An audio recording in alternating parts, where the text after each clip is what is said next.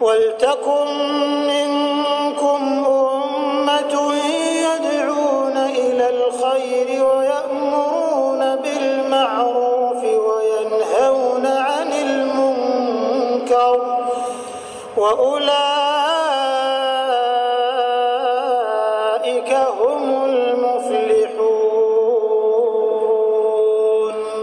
Bismillahirrahmanirrahim. Assalamualaikum warahmatullahi wabarakatuh. Innal hamdalillah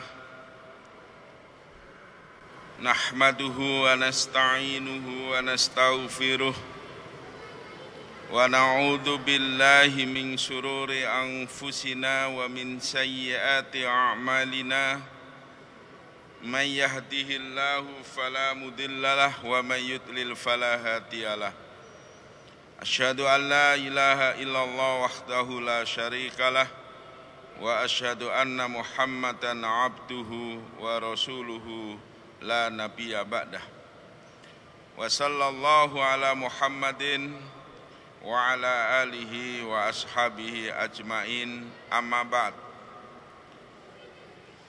Kaum muslimin, jamaah sholat zuhur Masjid Raya Al-Mujahidin, Masjid Raya Mujahidin, rahimani wa rahimakumullah. Alhamdulillah, kita selalu bersyukur kepada Allah Ta'ala dengan memujinya, dengan meyakini bahwa semua nikmat yang ada pada diri kita adalah pemberian Allah Ta'ala kepada kita, dengan berusaha untuk menggunakan semua nikmat itu dalam rangka mendekatkan diri kita kepada Allah Ta'ala. Mudah-mudahan dengan syukur yang demikian kita digolongkan oleh Allah Ta'ala menjadi hamba-hambanya yang bersyukur, sehingga kita akan selalu mendapat tambahan nikmat-nikmat dari Allah Ta'ala di waktu dan masa yang akan datang. Amin. Allahumma amin. Dalam kesempatan ini saya akan menyampaikan sekilas tentang masalah hati, di mana hati bagi manusia laksana panglima perang bagi para prajurit di medan perang, sehingga apa yang dilakukan oleh prajurit sesungguhnya semata-mata adalah atas perintah panglimanya. Oleh karena itu, Ibnu Rajab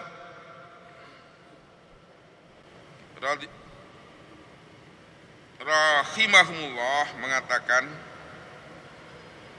bahwa kesolehan seseorang itu ditentukan oleh kesolehan hatinya. Kerusakan seseorang ditentukan oleh rusaknya hati. Sebagaimana yang Rasulullah Shallallahu Alaihi Wasallam tegaskan dalam hadis beliau yang diriwayatkan Imam Bukhari dan Imam Muslim. Rasulullah bersabda, "Ala wa inna fil jasadi mudghah idza saluhat salahal jasadu kulluh wa idza fasadat fasadal jasadu kulluh ala wa hiyal qalb." Ingatlah, sesungguhnya di dalam tubuh ini ada segumpal daging Jika ia baik, maka baik pula tubuh ini seluruhnya. Dan jika ia rusak, maka rusak pula tubuh ini seluruhnya. Ingatlah, segumpal darah itu adalah hati. Oleh karena itu, bagi kita punya kewajiban untuk mengetahui bagaimana keadaan hati kita masing-masing. Karena ulama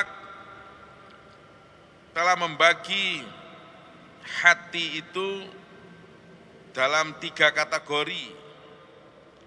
Yang pertama adalah hati yang salim, yaitu hati yang sehat, hati yang selamat. Dan yang kedua adalah hati yang sakit. Yang ketiga adalah hati yang mati. Hati yang salim inilah hati yang bisa membawa pemiliknya untuk mendapatkan kebahagiaan dunia, apalagi kebahagiaan di akhirat kelak. Sebagaimana yang Allah firmankan dalam Al-Quran, surah Syu'ara ayat 88 dan 89, yauma la yanfa'u malun wala banun illa man atallaha biqalbin salim. Suatu hari tidak bermanfaat harta dan anak-anak laki-laki yang sebelumnya merupakan sesuatu yang sangat dibanggakan oleh semua manusia.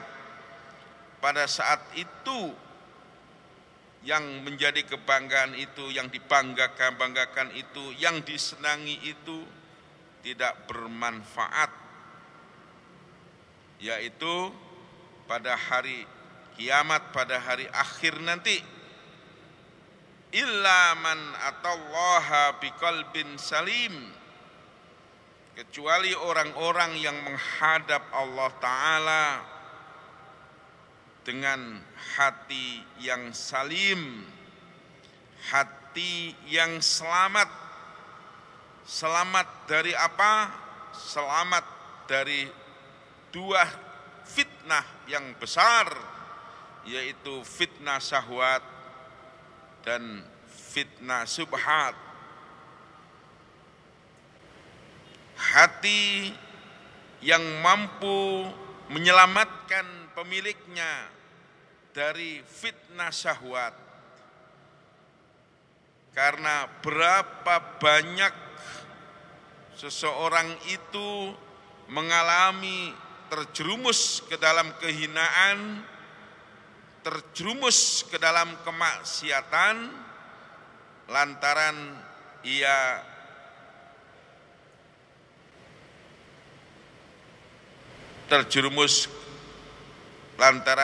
ia mengidap, yaitu fitnah syahwat.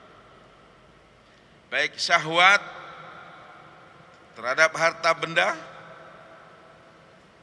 yaitu kecintaan yang berlebihan kepada harta benda, sehingga dalam rangka memenuhi keinginan syahwat ini,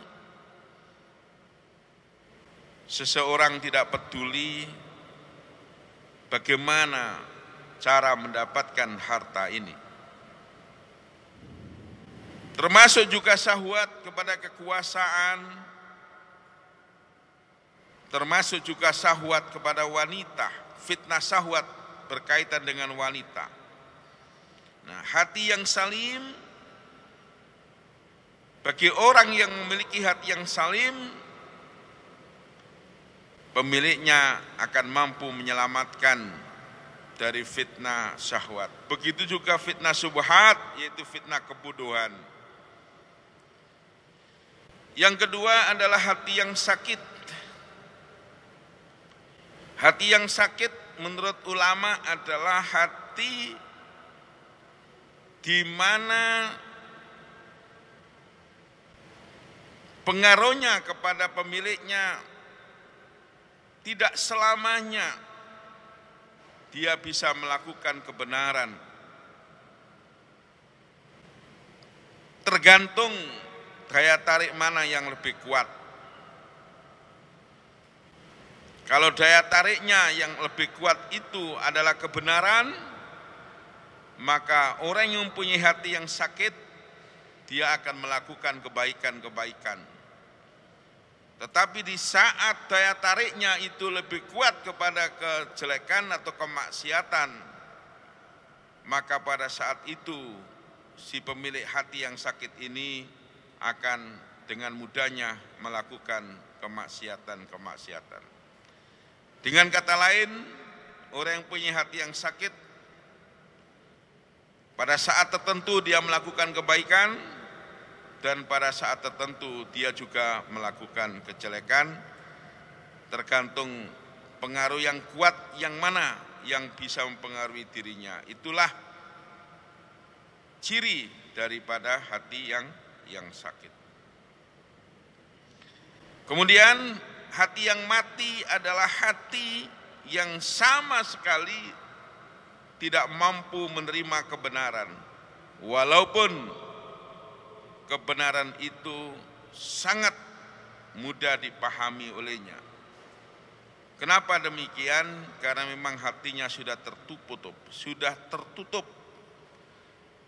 Kita berlindung kepada Allah Ta'ala dari dua hati tadi, yaitu hati yang sakit dan yang kedua adalah hati yang mati. Dan kita selalu minta kepada Allah Ta'ala agar diberikan kemampuan oleh Allah Ta'ala untuk mempunyai hati yang salim, yaitu hati yang sehat. Karena hati itu merupakan penentu yang menentukan kesolehan seseorang atau sebaliknya, maka setan akan berusaha untuk menggoda hati manusia.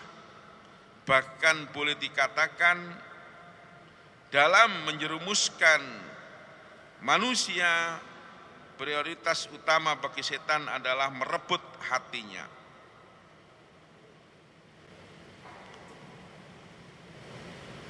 Pertanyaannya adalah, bagaimana setan merebut atau berusaha, bagaimana caranya setan berusaha untuk menguasai daripada hati manusia? Ulama memberikan penjelasan, di antaranya adalah kalau hati itu diumpamakan sebuah benteng, maka setan akan berusaha untuk menguasai benteng itu dengan jalan memasuki benteng melalui celah-celah atau pintu-pintu yang ada di benteng itu. Begitu juga setan dalam berusaha untuk menguasai daripada hati manusia, dia masuk melalui pintu-pintu atau celah-celah yang ada dalam hati itu yang bisa dimasuki oleh setan. Apa celah-celah yang ada dalam hati atau pintu-pintu yang ada dalam hati yang menjadi jalan masuk bagi setan? Ulama menyebutkan di antaranya adalah marah atau syahwat. Marah dan syahwat. Syahwat sebagaimana yang sudah saya jelaskan tadi, dengan melalui syahwat atau dengan kata lain dalam rangka seseorang itu memenuhi syahwatnya, maka setan bisa mempengaruhi hatinya sehingga orang baik pun, hati yang baik pun menjadi hati yang rusak. Begitu juga marah.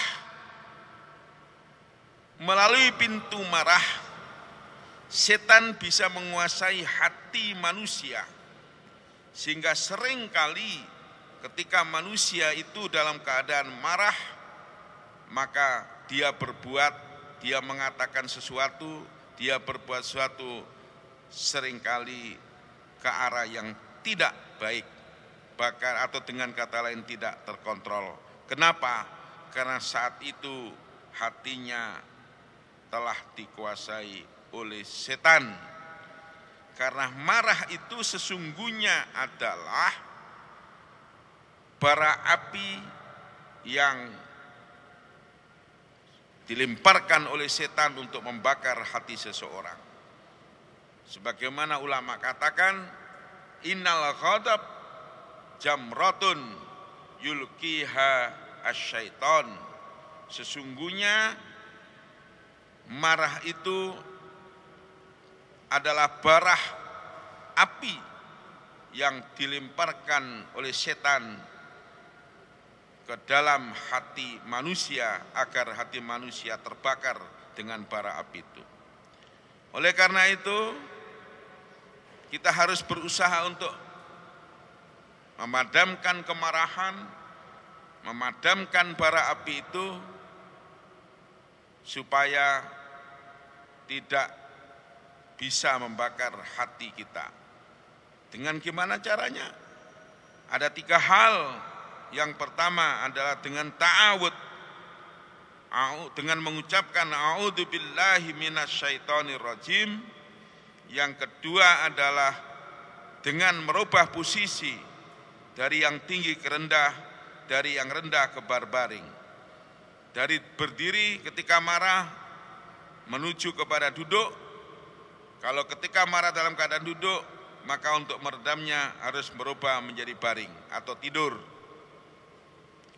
Dengan bahasa lebih populer adalah calling down. Dan yang ketiga, karena kata Rasulullah SAW, setan itu tercipta dari api, maka untuk memadamkan setan, yaitu dengan air. Maka jika seseorang marah, hendaklah dia berwudu. Itulah cara yang diberikan Rasulullah SAW untuk memadamkan api kemarahan sehingga setan tidak menguasai daripada hati kita. Pintu berikutnya yang bisa digunakan oleh setan adalah kedengkian dan ketamakan. Berapa banyak orang yang rusak hatinya lantaran kedengkian yang ada dalam dirinya. Begitu juga berapa banyak orang yang rusak hatinya lantaran ketamakannya. Ini sudah tidak bisa kita pungkiri lagi. Bahkan kedengkian ini bisa merusak kebaikan-kebaikan yang telah dilakukan oleh seseorang.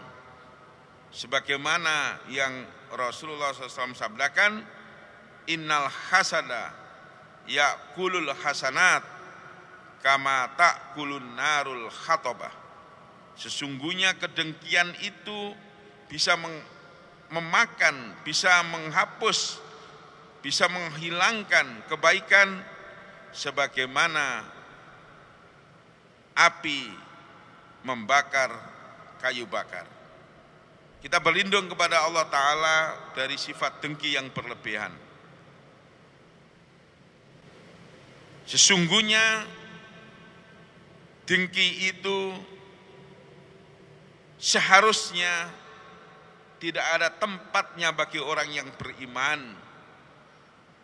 Karena orang yang beriman sesungguhnya dia mempunyai keyakinan bahwa semua yang terjadi, semua yang diperoleh oleh seorang manusia itu tidak terlepas daripada takdir dan kehendak Allah Ta'ala.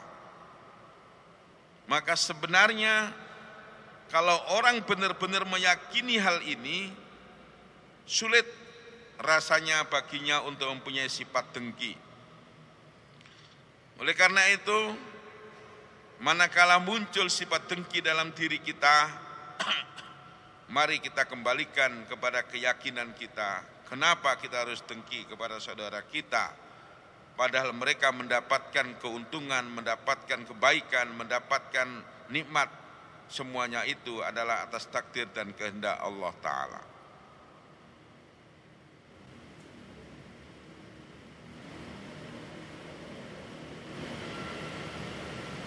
Baik, waktu tidak memungkinkan bagi saya untuk meneruskan karena sudah hampir 20 menit. Mudah-mudahan yang bisa saya sampaikan ini memberikan manfaat kepada kita, sehingga dalam hidup kita, kita benar-benar memperhatikan hati kita berusaha untuk mempunyai hati yang salim, dan kita berusaha untuk menghilangkan celah-celah yang bisa dimasuki oleh setan ke dalam hati kita, yang sudah diantaranya adalah yang sudah kami jelaskan, yaitu ketamakan, kemarahan, kedengkian, dan lain sebagainya. Mudah-mudahan bermanfaat. Wal afu minkum wa sallallahu ala Muhammadin wa ala alihi wasallam wa akhiru da'wana walhamdulillahi rabbil alamin.